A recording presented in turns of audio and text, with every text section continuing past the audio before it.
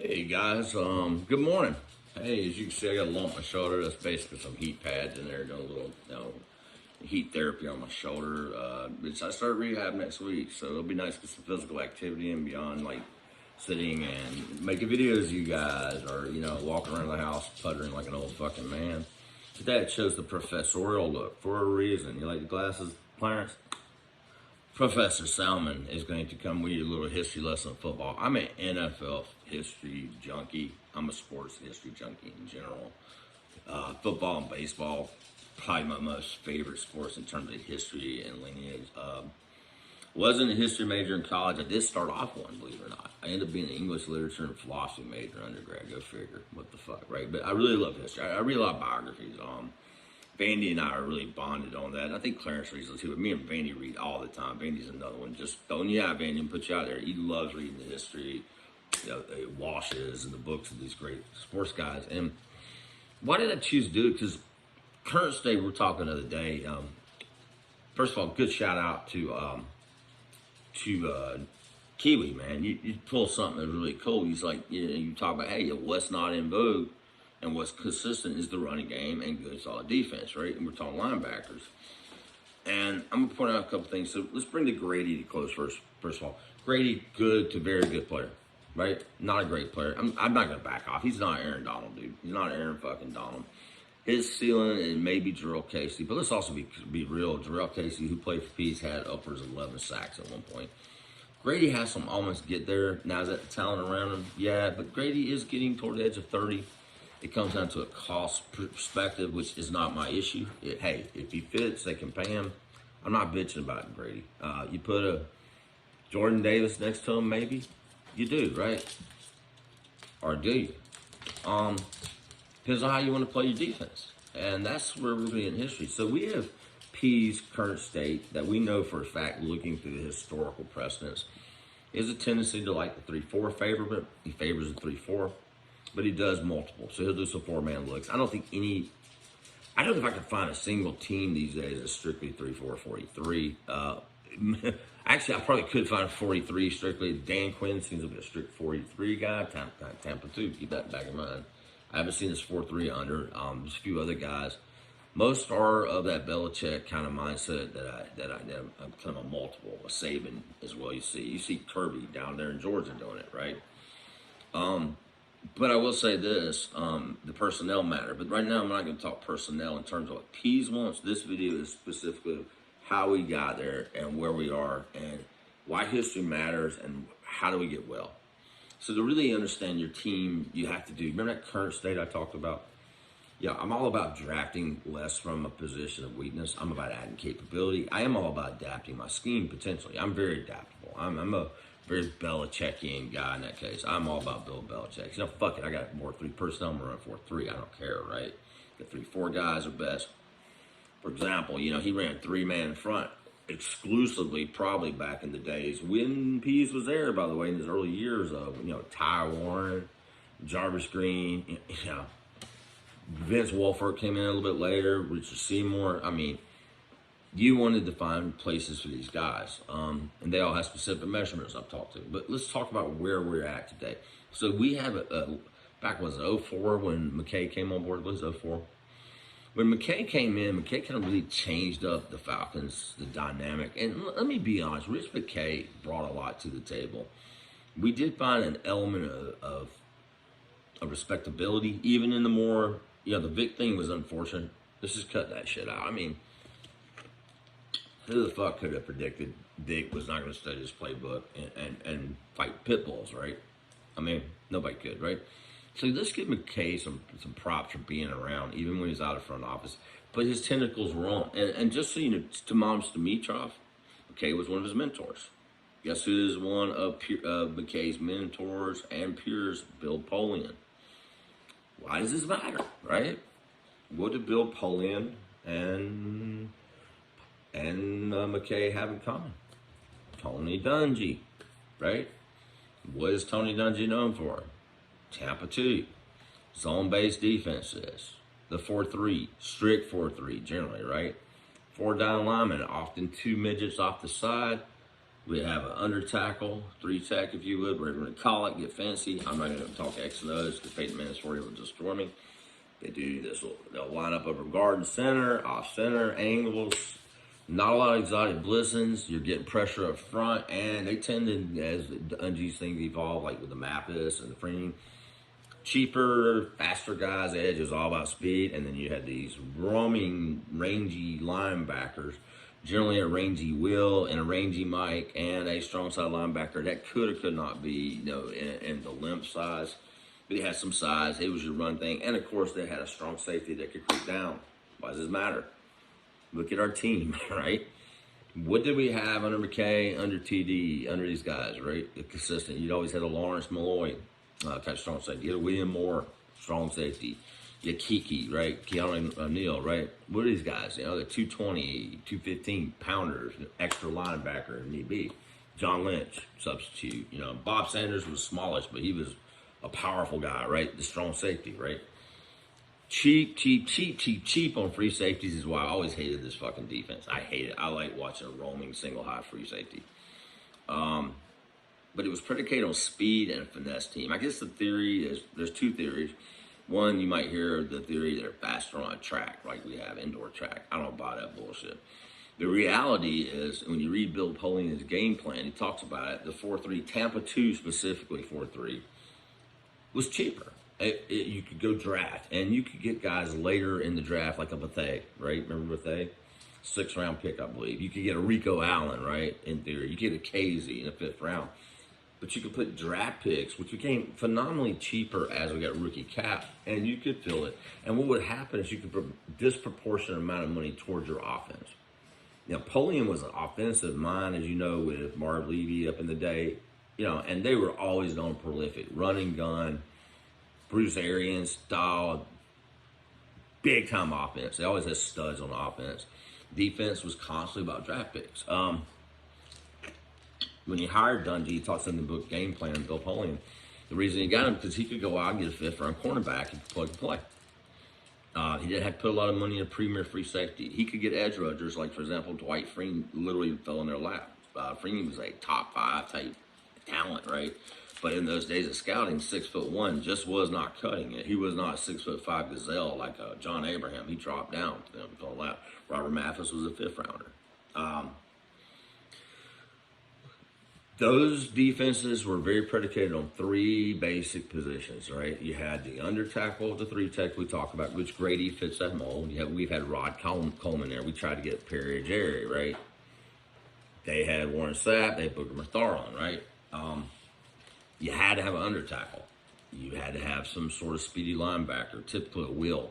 In the case of ours, as the NFL evolved, we're more and more nickel. So I guess Debo, even though he kind of has a mic, he kind of does have a Will responsibility, or had it, right, where he roams the field. And, of course, you had that strong safety. 3 levels had to be intact. And you saw our draft picks with Moore, high second. Malloy we traded for, was coming from all-pro kind of New England. And then, of course, you had Kiki, right, 1st round.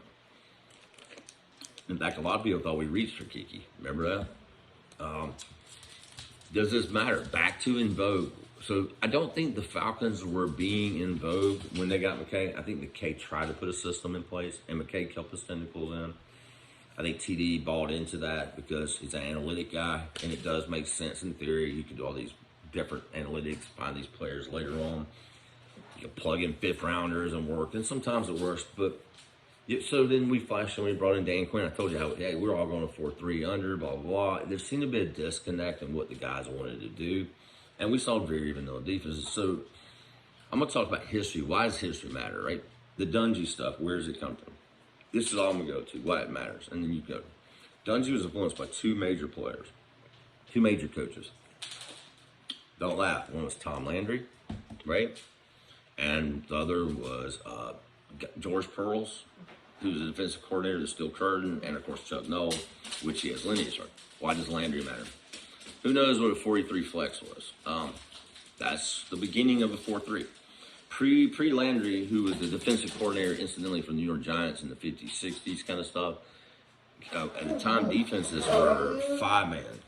5 down linemen, 6 down linemen. In fact, one of the guys I'm going to talk about a little bit here, Mean Joe Green, was part of 6-1 defense.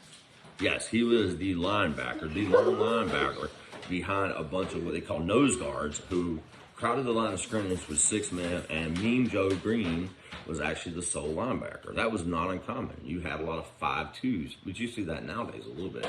5-2s coming back. That's an old school. Well, Landry said, fuck all that. We're going to take what we call 4-3, which is the 4th down lineman. A guy named Bob Lilly, who was athletic. Y'all remember Bob Lilly, Dallas? That's where he really perfected that, was Dallas, after he invented it. Tall, athletic, and for the time, a decent-sized guy, but athleticism.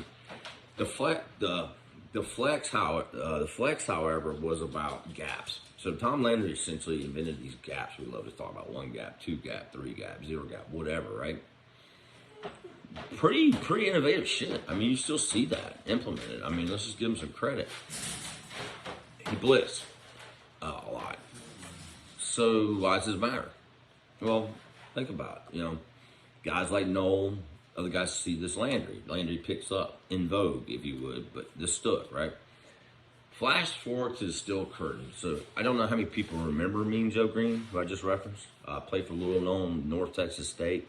6'4", 280-pound man, which was mammoth at the time, and had the athletic ability and speed to play a single linebacker position in college. I challenge you to look up some of that film. It's just incredible watching. What did George Perles bring from Michigan State and Chuck Noll adapt, which became known as the Steelers 4-3 stunt? Okay, stunts may mean something different nowadays. I'm not going to get into it, but what it essentially meant is Mean Joe, who was so athletic, pretty much, it started with him. He was pissed off at the world. He couldn't get better. So he didn't get enough, what he called plays. So what he did is he angled this number 75, Joe Green, at an angle on line of scrimmage, not over the guard's helmet in a traditional defense, which was the gap, the responsibility, if you would, with Landry, between the gap between the guard and center. It caused confusion. It caused them to double team him. And then he had a linebacker named Jack Ham, who was undersized, but so fast that could go horizontally across the field to make plays. In other words, it caused the defense to split, and it caused them to go lateral because he was getting pressure up the middle. That is the basis of the Dungy. That's what happens. Now, there were critics of this defense. There are critics, and there are critics of even Dungy's because of why? You got to have an under tackle. You got to have a 3-tech, whatever you want to fucking call them, that can cause that disruption.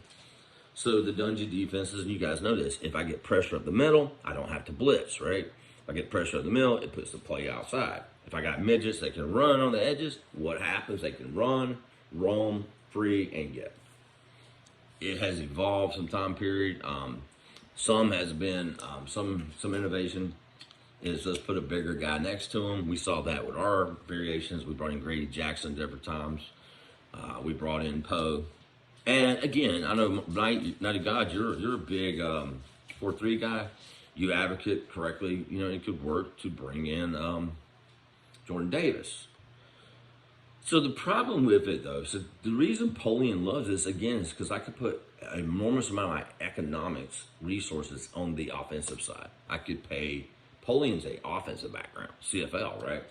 Sling the ball around, right? Remember those Bills teams? Running backs with another receiver. It was a complete opposite of a West Coast offense, right? Look at the salary cap at the time. I think the Colts were somewhere up for 60, 65%. We were, I don't know the exact, weren't we like 65, 70% or something like that? But you got to draft well, and you have to have a consistency in coordinators. I talked about the coordinators. BBG was a Tampa 2. Our defenses under BBG were actually not bad looking back. They were decent. Nolan, I think, was an attempt by Smith to bring in his style, which if you look at his style, maybe not 3-4, but 4-3, but he had bigger defensive tackles, and he was a burlier guy. He also did have a 3-4 background with Baltimore. So why does it matter? Because the Dungy defense days, in my opinion, are done. I don't, albeit Cowboys, I think, went 80% zone or some crazy shit against us. Most teams can beat these things nowadays, right? Whether it be one way to beat these Tampa 2 type defense the lighter ass people is you run them. Arthur Smith, run it, right? Pound the ball, go over the top. The other parts, put a tight end, beat the middle, because the cover, twos and threes leave what? A bunch of space in the middle. How do you go from in vogue, and why does history matter? Because history matters. We've failed. We have failed. Rich McKay is a brilliant football mind. Let's give him credit for this. He made the Falcons come back on the map. I think he's a better business operations and NFL politician than he is a general manager. I think he had a perfect storm in Tampa. Napoleon's old as shit, and Napoleon was actually one of our advisors, I believe. But why does this all matter? Because we have collectively picked up a bunch of undersized guys. How many Mean Joe Greens have we drafted over the year? How many Warren Sapps have we successfully drafted? We have not. One could have argued, right? Aaron Donald could have been a pick. I think FFS 1970 says it all the time. We chose, I think it was Jake, right, that year? Is that correct? Which makes sense. But so we had a needs-based drafter in TD. We had this undersized defense that requires specific things. Grady was lucky in the fifth. But flash forward all this and the history that matters, we have essentially been that kind of Tampa 2 zone, undersized. I'll call it a finesse. I call it a finesse defense. It is a finesse defense. Even though the difference with back in the Steelers days and even early Sapp days is these defenses could be a little more physical because the games were different. A lighter guy like that could play a little dirtier than they could now. There's just not a lot of Warren Sapps out there. There's not a lot of Aaron Donalds out here. So what are we left with on the team? Current state. Remember the current state I told you? We got to make a decision on Grady. Grady is 6'1", 300, maybe 295. Great shape guy. Clearly, his best position while he's rushed off the edge a few times is coming from the center, and aligning between the guard and center and causing disruption. He is probably an archetypical, Tampa 2 if we were still going there. We were left with a collection of fifth round guys on secondary, right? We jettisoned a lot of those this year. Casey and Allen and God, it makes me want to vomit. We did not put a 4-3 under. We didn't use bigger bodies. We had Tack. We had Vic, right? Lightweight guys off the edge. They got beat down, played every down, and their speed was negated because why? Offenses have mutated. Offenses now have tackles that can handle speed rushers. That's a fact. They have running backs. Arthur Smith talking about game planning. I mean, he's suddenly pulled back the big back, right? The Derrick Henry. I mean, now think about it. Derrick Henry, just put Debo by comparison. Debo is 215, and Henry's 250. Think about it. Look at the Super Bowl loss. That was the beginning of the crumbling of this lightweight deep offense. Because this defense was always predicated on one thing. You run the ball on offense, right? You score points, and they're never playing from behind. And that was even flipped on its head in the Super Bowl, 28-3. What did the Patriots do? They pounded us with LeGarrette fucking Blount. They beat us into submission. So why do I like the 3-4, the 4-3, multiple kind of stuff? And why am I a big Peas fan right now? Because I do believe size fucking matters. What's in vogue, right? Yes, there was a time when you had guys like, scat backs were all the rage, wide open offenses were all the rage. But then again, cornerbacks didn't run fucking 4-3 and were 6'2". Then again, free safeties weren't available that could run 4-3s and hit you like a linebacker. Cam Chancellors were not normal. You're seeing more and more Cam Chancellors types coming out now. 6'3", 220 guys that are linebackers masquerading as linebackers. I think the time of the Dungy type defense is gone. I also think the time of the disproportionate cap is gone. So going forward for what I like and what I don't like, and this is my opinion, I think honestly, let's talk defense now. I think we're about to see old school come back and stop. So I look through Peas' defenses very heavily, right? Yes, there's a Jarrell Casey. right? There is that. He's used those guys. He seems to have one of those guys on draft. I don't know that he's going to pay $18-20 million for a Grady. That's just a fiscal reality. And not to mention Grady probably could, let's just be honest, Grady probably could get a big contract. I mean, what I do think is we'll see an assistance more on these long, lanky, edge, rugged / linebackers like AO. Was he 6'4" or 6'5", 260, thickly built? I think our defensive tackles are going to be bigger. I think we're going to, and one consistent theme with Pease that we don't have is he had a nice nose tackle. He had Wilfork, right? Wilfork's what, 6'3", they call him 330, 350. I mean, the guy was huge and movable. 2-gap guy, right, by the way. He had, in Patriots, he had Seymour. Can play inside, obviously 43, but he also played that all-important 3-4. He could be that 5-tech guy, for lack of a better word, that could tie up 2 gaps. 2 gaps are important. Mixture of gaps, controls are important. He likes to blitz, right? What better way to get pressure nowadays? Nowadays, what's economical? Nowadays, with the college game, what we're seeing is we see a bunch of those edge hybrid guys, like the Vrabels. Nick Bonita, for example, he over at Oklahoma, 6'3", 250, right? Kingsley Inagbare, South Carolina, 6'4", 260. You know, the big 4-3s like the Jimmy Johnsons were, you know, off the edge. The traditional defensive end would have been Patrick Kearney, 6'5", 275. You got some weird Kayvon Thibodeau, 6'4", 250. Again, strong guy, but he's a guy who can play hybrid. Uber athletes, right? I'm reading off some guys here. Here's another one. Here's Zach Harrison, 6'6", 265. Okay, he's a little more of a throwback. He's not a speed guy, though. He's kind of a Bosa type guy. He could grow into a 5-tech. He could be more like that, one of my favorite dudes, Justin Smith, right? Justin Smith was used wonderfully in that role. Aiden Hutchinson. Okay, Aiden Hutchinson's a throwback. 6'6", 270. That's an old school 3-4 type of D end in a 3-4. Burley type, he's going to be around 280. He's a very Justin Smith form. He's also a guy, if you're playing a 4-3, he can sit the edge. So Brenton Cox, 6'4", 6'4", 250. Hybrid edge, right? Also linebacker. Type deal. George Karlaftis, right? He's a big base end, right? He's a 6'4", 270.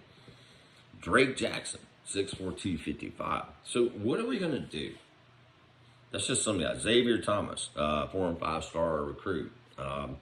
He's a 4'3" power defensive end, 6'3", 270, but he can actually move, and he can play well. So how do we see our draft break out? And I'm really interested in this. I want you guys to know. So which way do you see us going? So for me, Jordan Davis is probably the epitome of a great defensive tackle available right now in the draft. He's 6'6", 340. You've seen Jordan play all the techs. He plays multiple. That's probably a guy. I think we're going to see a nose tackle. How do you see it lining up? So we have limited resources. What I think going forward we're going to see is I think we're going to see a bevy of linebacker picks. I think the biggest problem we have, I think Pease, unlike a lot of coordinators, has proven, especially with the college game going away, he can use 5th-round picks, 4th-round picks, right? They're out there. There's guys all over the place there. But what I think we've got to do, we got to get that inside and we got to get the size. To ever move from this finesse defense, we're going to have to get those inside backers, whether it be in the 4-3 set, traditional backs, or they're inside 3-4. We're going to have to add some size, and we're going to have to add a D tackle. And we're going to have to add a nose tackle. And I think, so likely picks to me would be Jordan Davis. But why does all this matter? Why does history matter? Because history, end of the day, is very cyclical in the NFL. The 4-3 is definitely was here to stay for a long time. But we got behind the times. We stayed with this Tampa stuff too long. How many teams are trotting out 250-pound linebackers? That shit didn't stay in vogue very long. It did not. It just didn't. How many guys are putting sub 300 pounders on the defensive line teams? It didn't stay. The 3-4 type guys and even the 4-3s around kept bigger guys. So I think one thing we're going to see is a return to big. So why do I like AS and I particularly the P's? I think we're going to be able to predict the picks a little better. So right now, if you're asking me gaps on the team, I'm saying defense here. I think secondary I can live with. I think Grant and Hawkins, yeah, does it hurt to add at least safety? Sure it doesn't. Does it hurt to add a cornerback? It never hurts, right? But I think we're going to see an emphasis on the linebackers. I think we're going to see, I really believe Debo will be gone, possibly. Our Debo's not gone because we're stuck with Debo. I think we're going to see bigger, some more size come in there to offset that smallness. So he'll become more the Wesley Woodyard, if you would. That guy kind of rover, if you would. I don't know about Foy. I'm not sure. Foy's an ex-strong safety, kind of maxed out size. I think we're going to see some sort of 245, 250, guy sitting in that inside. I think we're going to put in the edge. Edges this year, I've named off a few edges. Edges are a few and far between. So there's a few good ones we're going to have to go in, but there's a bevy of 6'4", 6'3", 250, 260 guys that can be hybrid guys within the mid-round. And I honestly think defensive tackle is going to be addressed. May not be Grady because of the price, be honest. But you could see Akeem Hicks come in for a short term. I think 07 talked about it. Or you could see us, fuck it, we're going for Jordan Davis. So that's kind of where I'm at. I think all this history coming out, I think we're going to go back to probably the most popular defense for the last few years, which has been 3-4. 3-4 base with 4-man line, but we'll be multiple. But I think we're going to see an emphasis on size. Size kills. I think the finesse. And I think to change the culture of this team, the problem with these Dungy teams, the problem with the Colts, right? Even the Colts, because it started getting cracks in armor then, was what happened. They got labeled finesse. They got labeled as somebody you could run against. And I'm going to wrap up by this. The problem I've always had with the TD shit was the same problem I had with those Colts thing. And this is looking at you, Pauline, right? You want to do this 4-3 light-ass defense, right? This Tampa 2, right? But you always want to go high-flying, getting a shootout. Well, the problem with these defenses, they're not made to be on that field as long. How many times do you see our guys panting? Size, power does win. If you're going to run, whether it be a Tampa 2 or even a 3-4, you got to have a running game. Back to your point, Kiwi, running game. I think what I like about Smith is we see some complementary ball. I'm going to have another video for that because I'm at 30 minutes. But again, I think going forward is we're going to see an emphasis on size. I think we saw an emphasis on size already.